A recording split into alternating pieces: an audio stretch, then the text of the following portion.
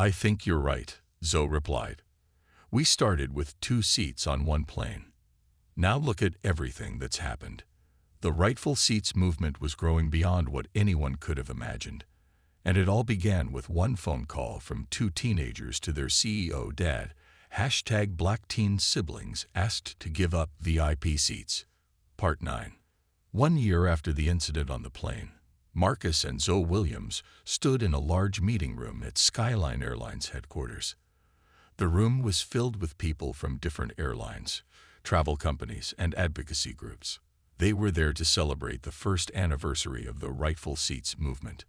Robert Chen, the CEO of Skyline Airlines, stood at a podium addressing the crowd. A year ago, a mistake by our staff led to something remarkable. Today, we're proud to say that reports of discrimination on our flights have dropped by 78%. The audience clapped. On a screen behind Robert, charts showed how complaints had decreased across all major airlines. The fair travel system had collected data from millions of passengers. The numbers proved that things were getting better. And now, Robert continued, I'd like to introduce the young people who started it all.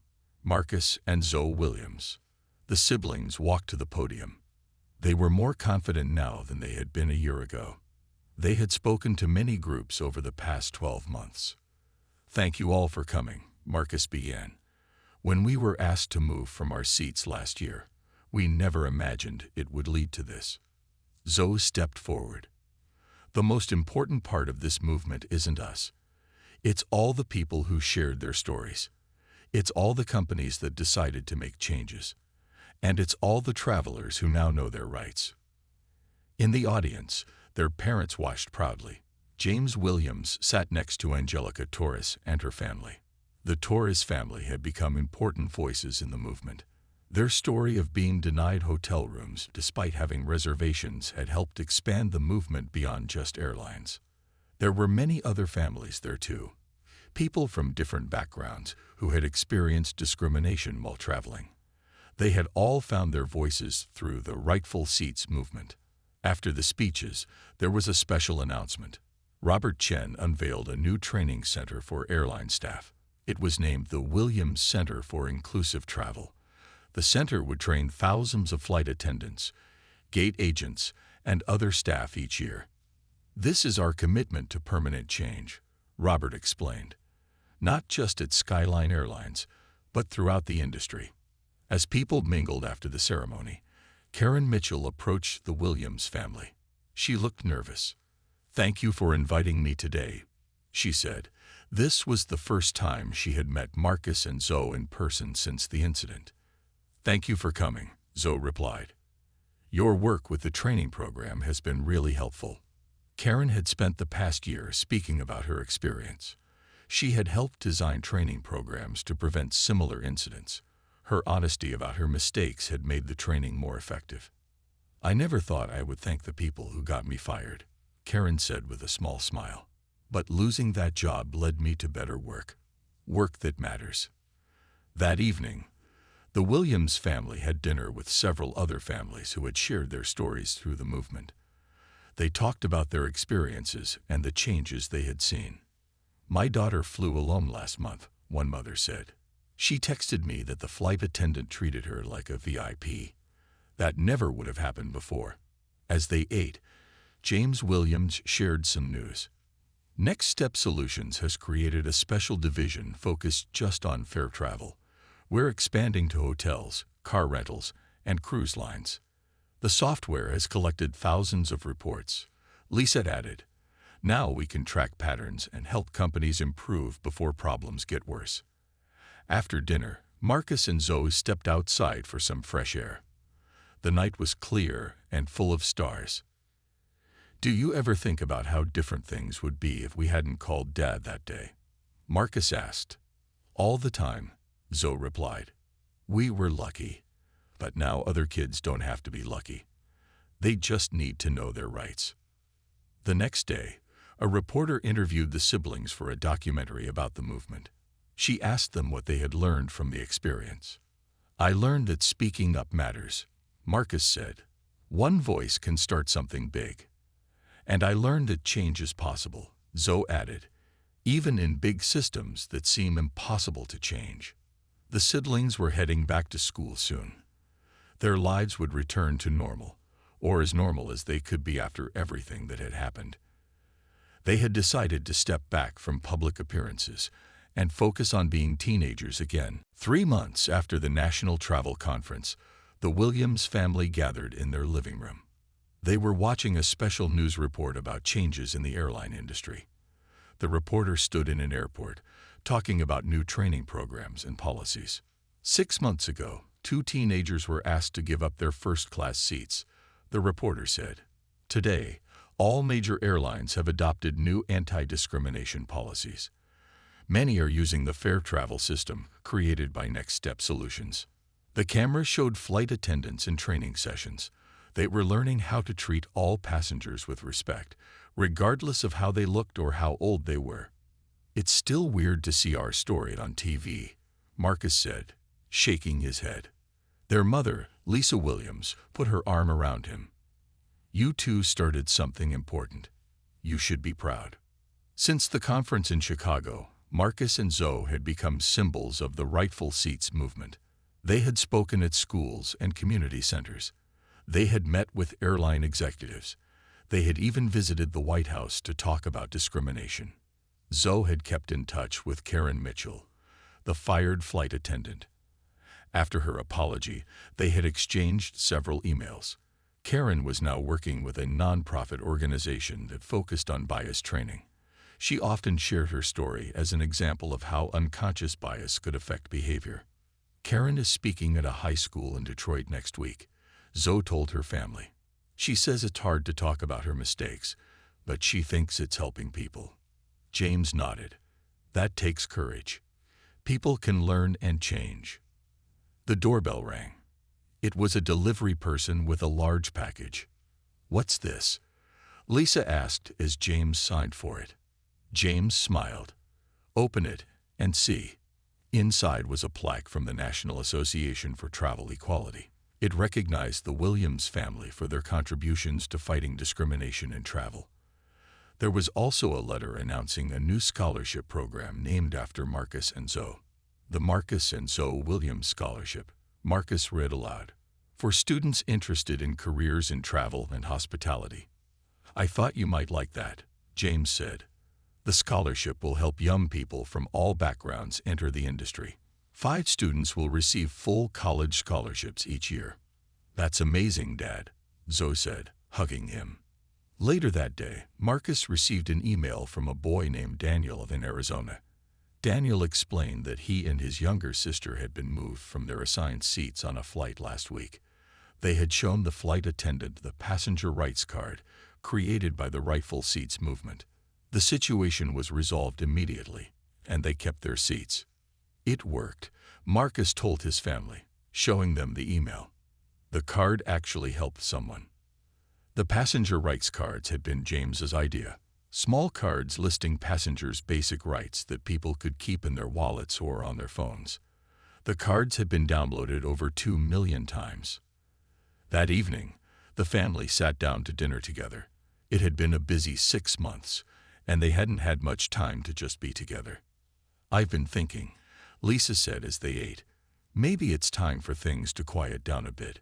You two need to focus on school and being teenagers. Marcus and Zoe looked at each other.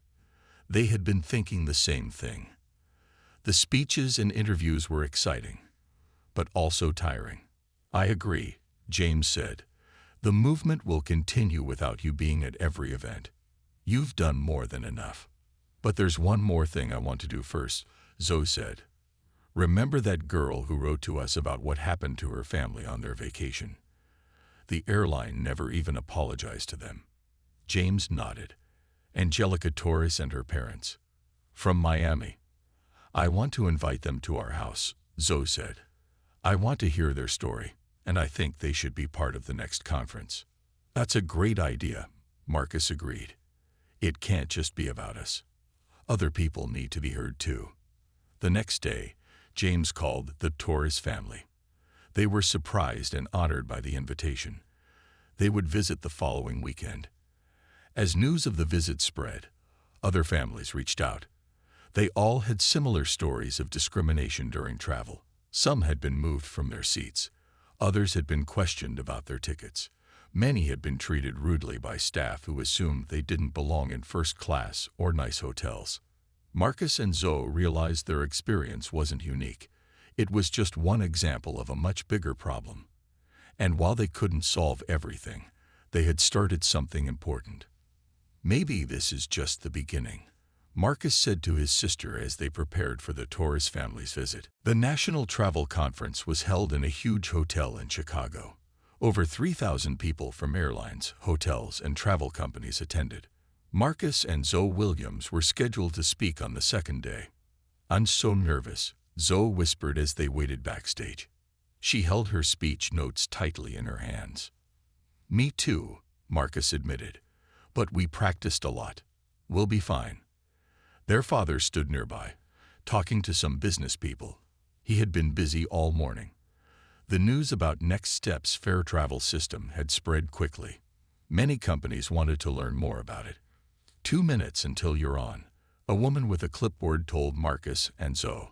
On stage, the host was introducing them to the audience. "Today we have 2 very special guests." Their experience sparked a national conversation about equality in travel. "Please welcome Marcus and Zoe Williams." The audience clapped as the teenagers walked onto the stage. There were more people than they had expected. Cameras flashed. Some people even stood up to show their respect. Marcus spoke first. His voice was shaky at the beginning, but grew stronger as he continued. "My sister and I were just trying to visit our grandparents," he said.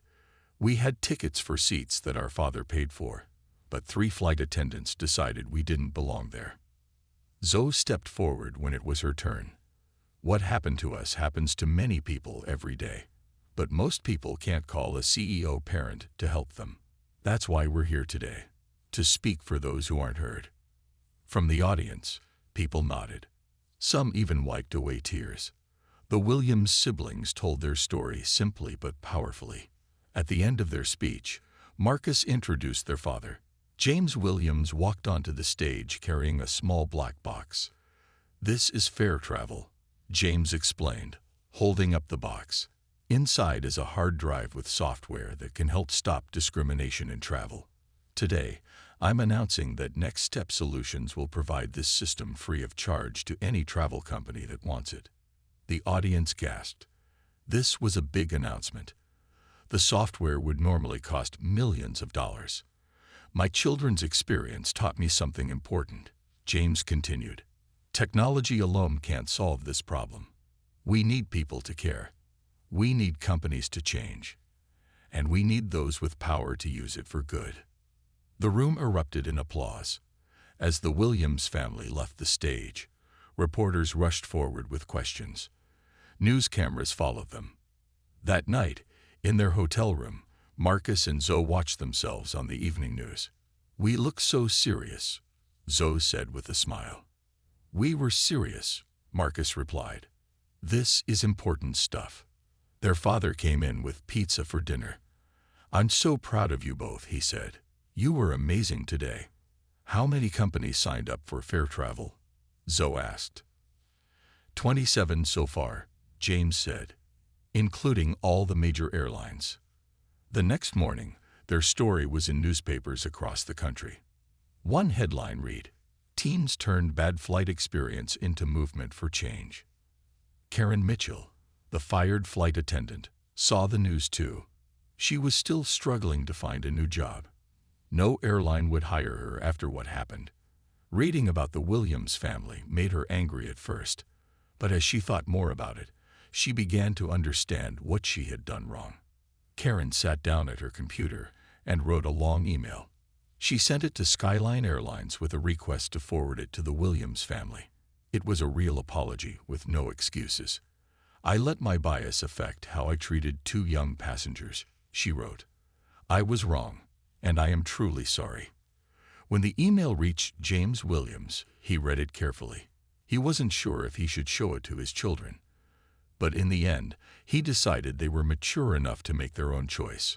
"Someone sent you an email," he told them that evening. It's from Karen Mitchell. Marcus and Zoe looked at each other in surprise. Do you want to read it? James asked. Yes, they both said. The apology email was long and emotional.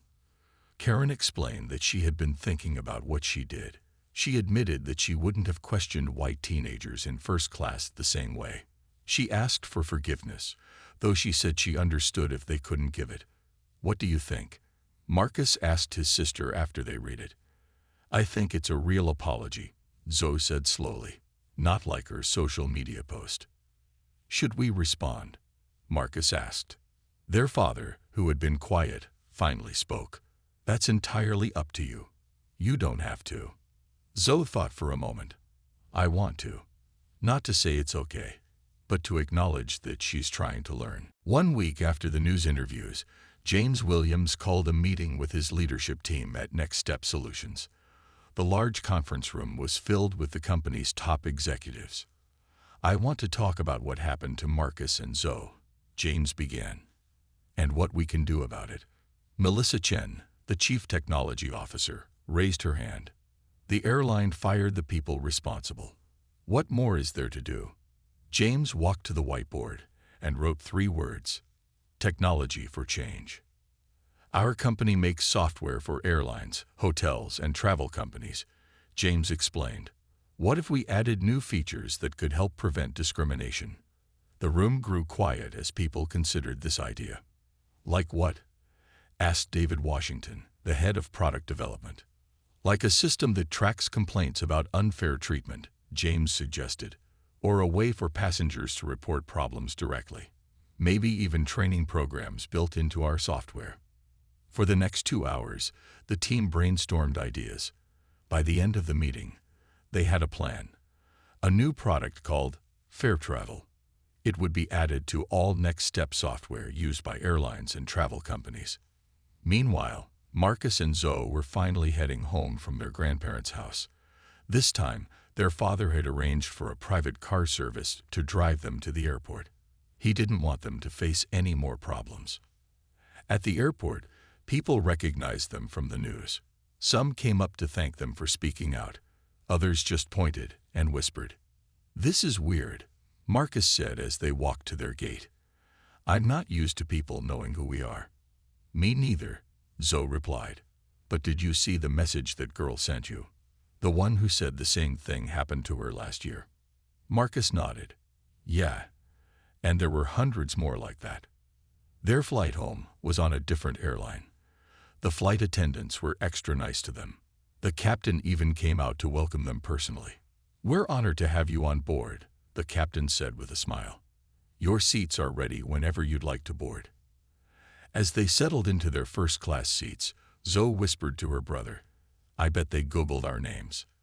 When they arrived home, their father was waiting at the airport. He hugged them both tightly. I've missed you too, James said, and I have something exciting to tell you about. On the drive home, James explained his new Fair Travel project. We're going to use our technology to help stop what happened to you from happening to others. That sounds cool, Dad, Marcus said. But will it really work? It's a start, James replied. Change happens slowly sometimes. The next day, James Williams called Robert Chen at Skyline Airlines again. Robert, I have a proposal for you, James said. I want Skyline Airlines to be the first to try our new Fair Travel system. Robert sounded interested. What exactly does it do? It tracks complaints about discrimination. It makes it easier for passengers to report problems, and it includes new training programs for staff, James explained. Most importantly, it will show that Skyline is serious about fixing these issues. And the cost? Robert asked. No charge, James said. Consider it a partnership for change. Robert agreed immediately. For an airline still dealing with bad publicity, this was a chance to show they were making real improvements. The story of Marcus and Zoe continued to spread.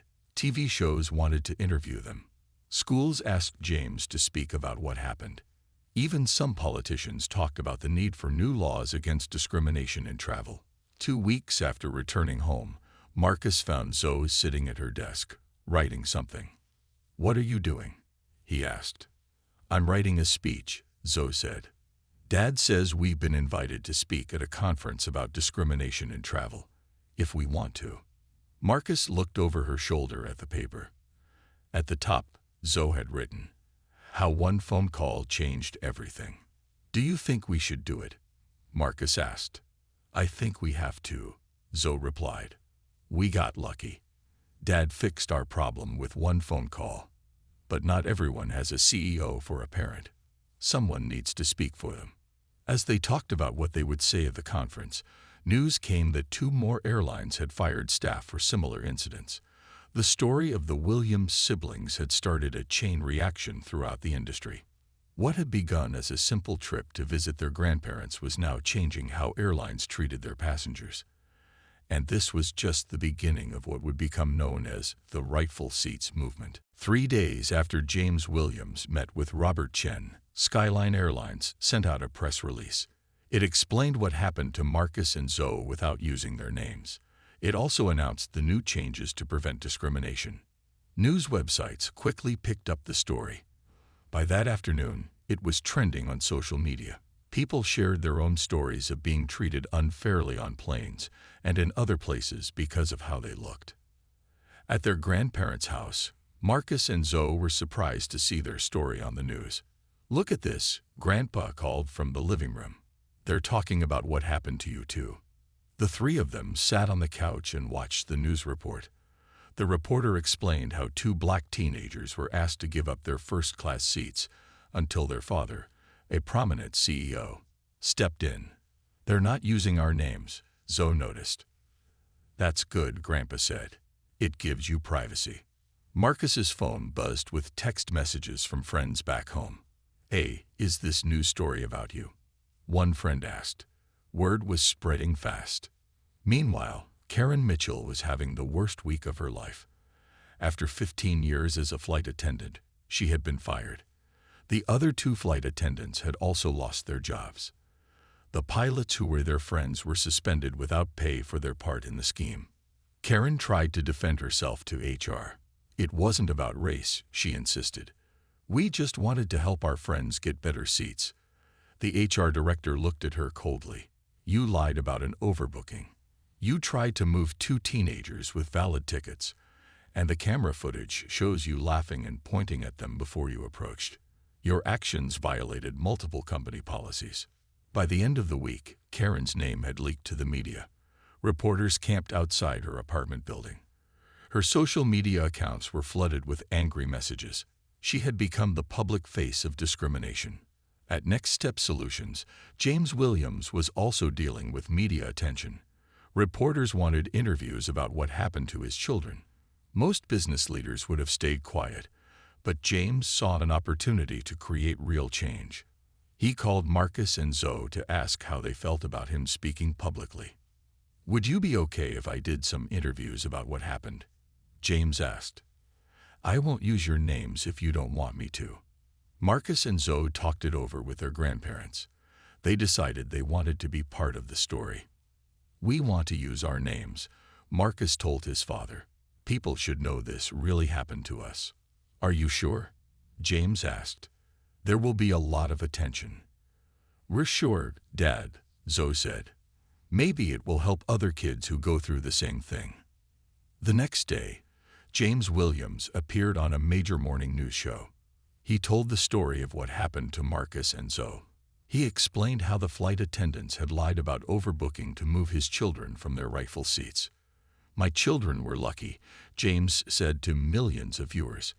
"I could make one phone call and fix this. But what about the families who don't have that power? Who speaks for them?" The interview went viral. By lunchtime, it had been viewed over 5 million times online. Other news shows wanted to talk to the Williams family. Skyline Airlines' stock price dropped as investors worried about the bad publicity. That evening, the fired flight attendants tried to defend themselves on social media. Karen posted a long message saying she was sorry if she gave the wrong impression, but that she was not racist. Few people believed her.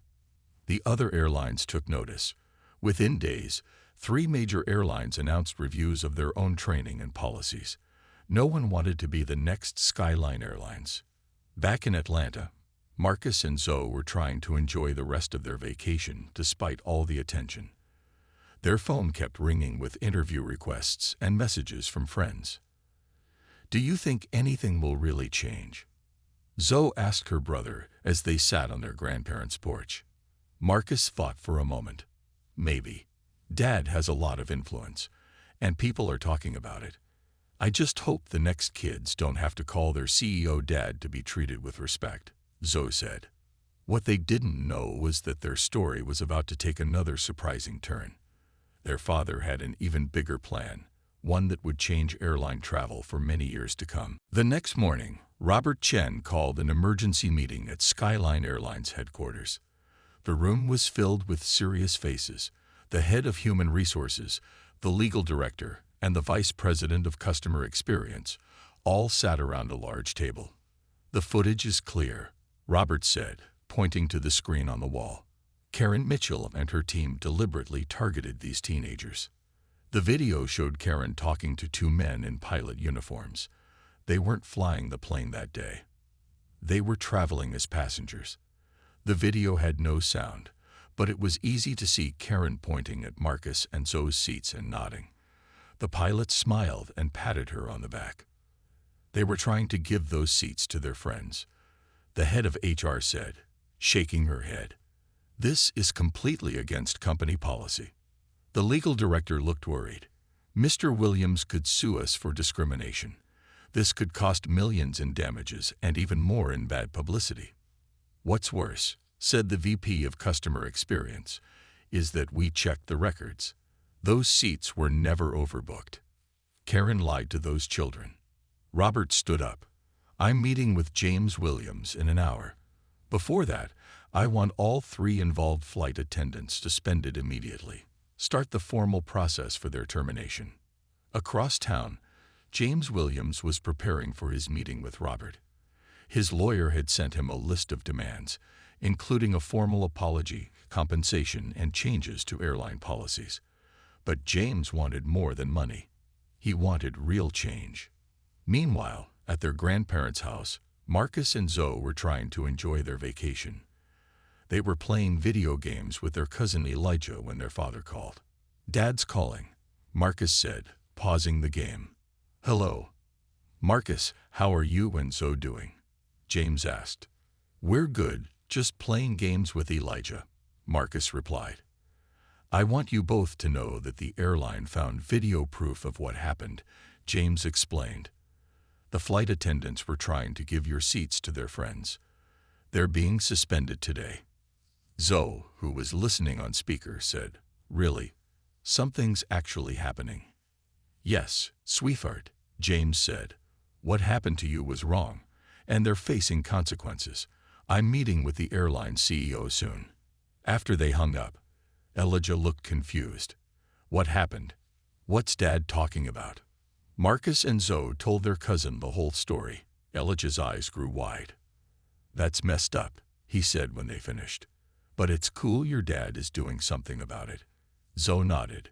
"Yeah, but we're lucky. Dad's a CEO. What about kids whose parents can't call the airline boss?" It was a question that made them all think. At noon, James Williams walked into Skyline Airlines headquarters. Security escorted him to the top floor, where Robert Chen was waiting. "James, thank you for coming," Robert said, shaking his hand. "Please, sit down." "I appreciate you taking this seriously, Robert," James replied. "But this isn't just about my children." Robert nodded. "I understand. We've reviewed everything. The 3 flight attendants involved have been suspended. We're starting termination procedures today." "That's a start," James said. "But I want to know how you'll prevent this from happening to anyone else's children." Robert pushed a folder across the table. "This is our plan. We're implementing new training for all staff.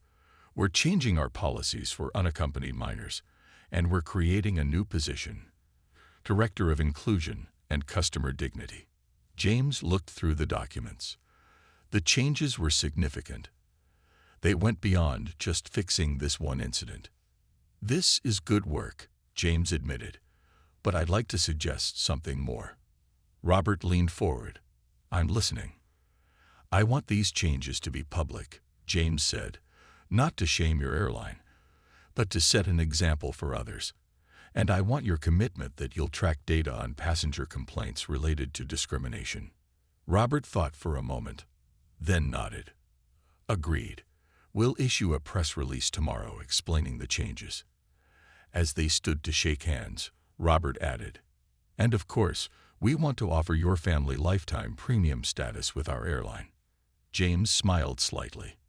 That's kind, but unnecessary. Just make sure all your passengers are treated with respect, regardless of who their parents are. That evening, when James called his children again, he had good news to share. The flight attendants would lose their jobs.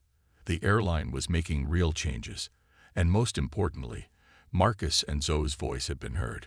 But this was just the beginning. What no one knew yet was how much bigger this story would become. The flight to Atlanta was 3 hours long. For Marcus and Zoe, it felt much longer. Karen and the other flight attendants avoided their section as much as possible. A different flight attendant named Michael served them drinks and snacks with a kind smile. Would you like anything else? Michael asked them halfway through the flight. No, thank you, Marcus said. We're good. When the plane landed in Atlanta, Marcus and Zoe waited until most passengers had left before they got up. They didn't want any more trouble. As they walked toward the exit, Captain Reynolds was standing by the door. I want to apologize for what happened today, he said quietly to the teenagers. That's not how we treat our passengers. Zoe nodded, but didn't say anything. Marcus thanked the captain, and they continued into the airport. Their grandparents were waiting for them at the arrivals area. Grandma Williams hugged them tightly while Grandpa took their bags. How was the flight? Grandma asked as they walked to the parking lot. Marcus and Zoe looked at each other. It was interesting, Marcus said. We'll tell you about it later. Meanwhile, back at Next Step Solutions headquarters, James Williams was furious. After his call with the captain, he went straight to his computer.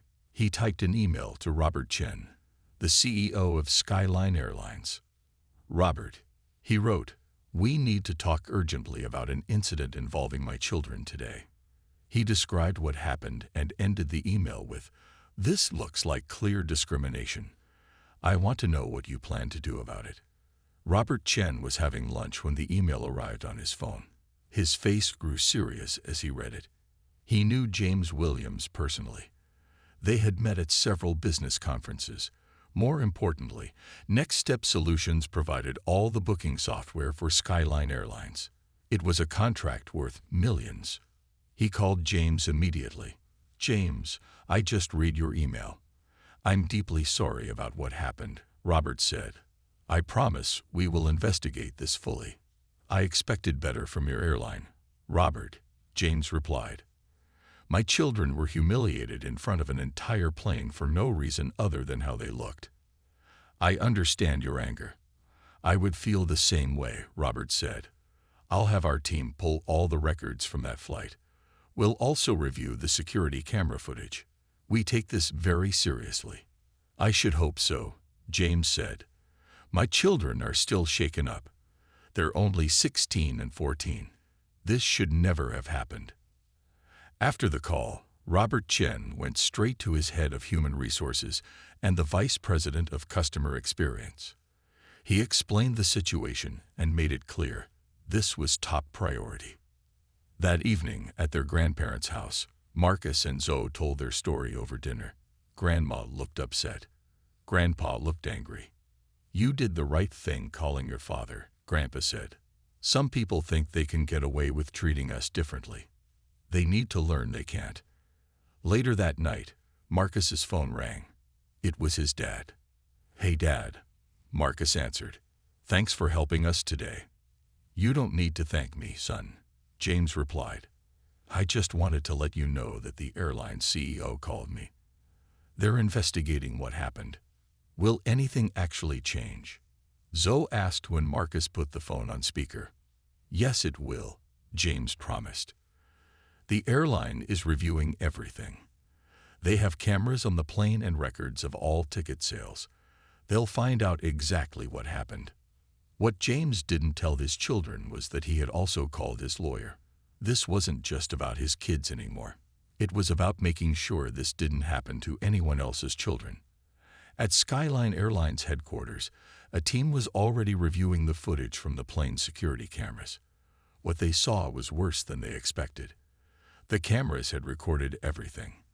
They could clearly see Karen pointing at the teenagers and laughing with the other flight attendants before approaching them.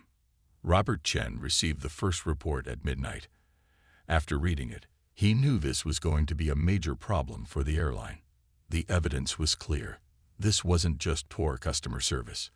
The flight attendants had targeted these teenagers specifically.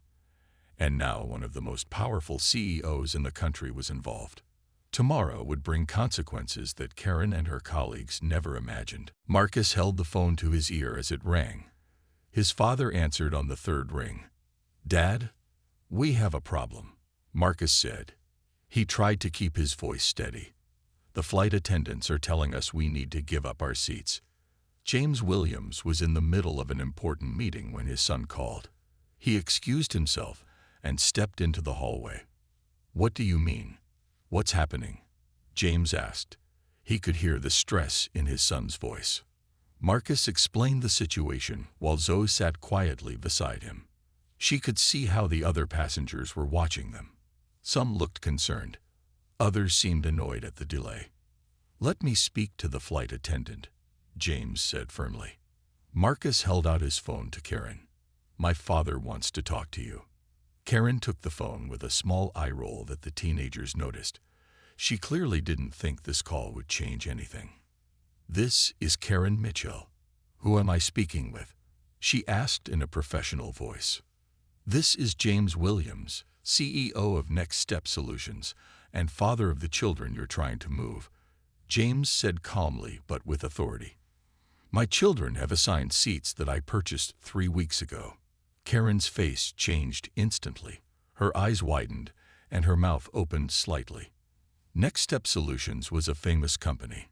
It was worth billions of dollars. The company also had contracts with many airlines, including this one. "Oh, Mr. Williams," Karen stammered. "There seems to be a misunderstanding." "Is there?" James asked.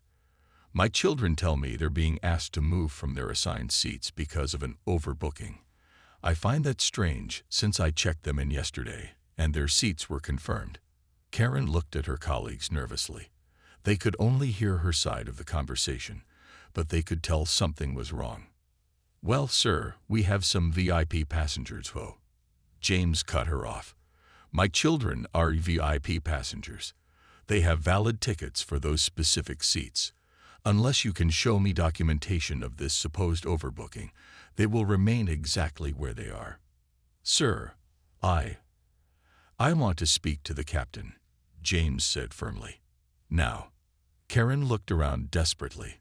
This was not going how she expected. "The captain is preparing for takeoff," she tried. "Then I suggest you interrupt those preparations," James replied. "Because this plane isn't going anywhere until this is resolved properly. I'm staying on the line." Karen handed the phone back to Marcus. "Wait here," she said, then hurried toward the cockpit. Marcus and Zoe exchanged looks. The other flight attendants backed away slightly. "What did Dad say?" Zoe whispered. "He asked to speak to the captain," Marcus replied. He felt relieved but also nervous. He had never heard his father use that tone before. 5 minutes later, the captain himself appeared in the cabin. He was a tall man with gray hair and a serious expression. Karen pointed to the teenagers, and the captain approached them. "Are you the Williams children?" he asked kindly. Marcus nodded. "Yes, sir. Our father is on the phone." The captain took the phone. "This is Captain Reynolds speaking." James explained the situation again. The captain listened carefully, nodding occasionally. "I understand completely, Mr. Williams," the captain said finally. "I assure you your children will remain in their assigned seats. This was an unfortunate misunderstanding that will be addressed." When the captain handed the phone back to Marcus, his face was serious. "Dad, the captain says we can stay in our seats," Marcus said, relief in his voice. "Good," James replied. "Put me on speakerphone."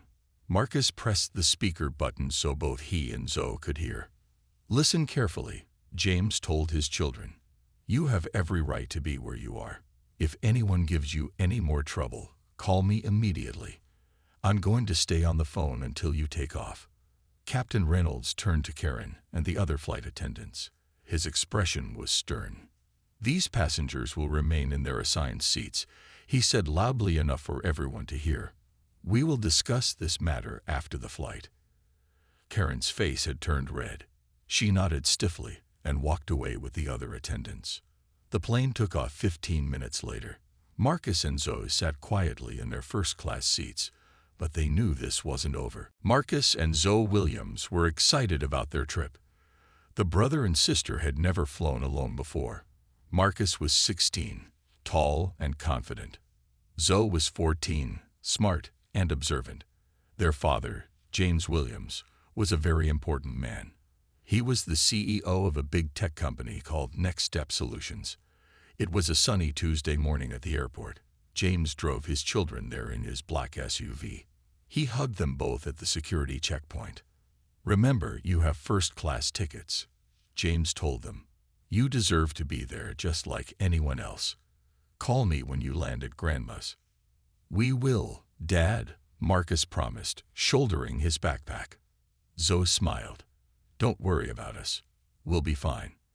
James watched his children walk through security before heading back to his car. He had bought them the best seats on the plane. As the CEO of a company worth billions, he could afford to make sure his children traveled in comfort. The airport was crowded. People rushed in all directions with luggage and coffee cups. Marcus and Zoe found their gate easily. They had 2 hours before their flight to Atlanta. They bought snacks and sat near the large windows watching planes take off and land. "I can't wait to see Grandma and Grandpa," Zoe said, munching on her chips. Marcus nodded. "And Cousin Elijah. He said he got a new gaming system." When boarding time came, they lined up with the first-class passengers. A few people gave them curious looks. The siblings were dressed simply in jeans and hoodies. They didn't look like typical first-class travelers. The flight attendant at the gate checked their tickets carefully. "Are your parents boarding later?" she asked. "No, we're traveling alone," Marcus explained politely. The woman looked surprised but nodded and let them board. On the plane, they found their seats easily, 2A and 2B, right at the front. The seats were big and comfortable with lots of legroom. Zoe took the window seat while Marcus sat next to her in the aisle seat. "This is so cool," Zoe whispered, trying out all the seat buttons. The other first-class passengers began boarding. Most were business people in suits with important-looking briefcases. A few gave the teenagers strange looks, but no one said anything. As the economy passengers filed past, Marcus and Zoe settled in. A flight attendant named Karen approached them with drinks. "Orange juice, please," Zoe said with a smile. "Nothing for me, thanks," said Marcus.